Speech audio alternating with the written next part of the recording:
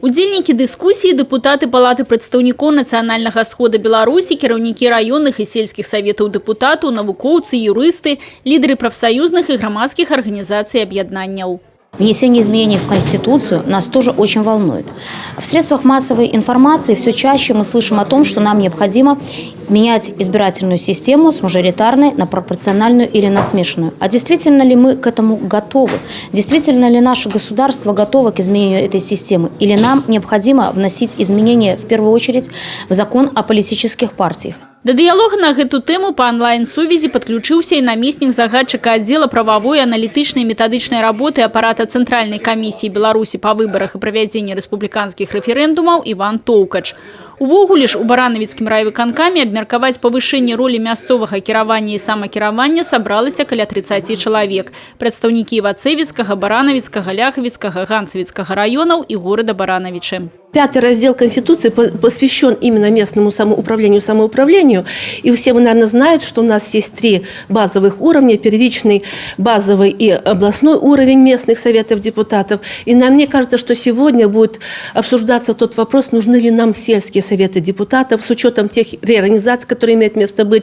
И сегодня, наверное, очень важно услышать мнение тех людей, которые работают в этой системе, насколько это важно и насколько это сегодня оправдано. И мы будем прислушиваться к каждому мнению для того, чтобы потом на площадке парламента этот вопрос проработать. Падчас дыялога, які працягваўся больш за 2 гадзіны, на абмеркаванне было вынесена шмат розных пунктаў гледжання на тое, як у сённяшняй сучаснай Беларусі павінна выглядаць сістэма мясцовага кіравання і самакіравання.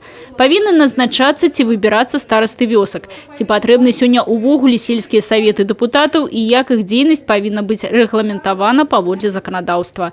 Гэтыя і шмат іншых пытанняў падобнай накіраванасці выклікалі сярод прысутных гарачую дыскусію. Самоуправление должно подразумевать именно компетенцию деятельности сельсовета, а также то есть компетенцию деятельности населения в решении местных вопросов, а также и ответственность. Когда население начнет, ему будут делегированы полномочия определенные решать какие-то вопросы на местах, тогда они не могут сказать, что, допустим, власть там что-то не сделала. Они сами будут ответственны, они будут за это отвечать и только будут обвинять сами себя, потому что самоуправление в наше время, оно, знаете, сформировало иждивенчество.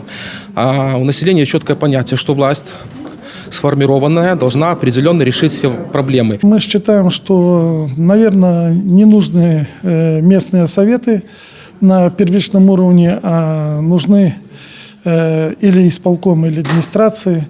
Может быть, для повышения роли местного самоуправления стоит рассмотреть вопрос избрания руководителя местной администрации или исполкома населением, прямого избрания. Второй вопрос такой, что какие-то надо меры предусмотреть заинтересованность местных органов власти в развитии своих территорий.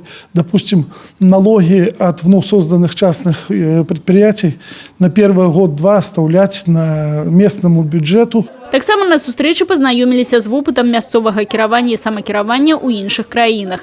Усё гэта паспрыяе таму, каб найбольш усебакова і эфектыўна разгледзець актуальныя пытанні і каб 5-й раздзел Канстытуцыі адпавядаў патрабаванням часу.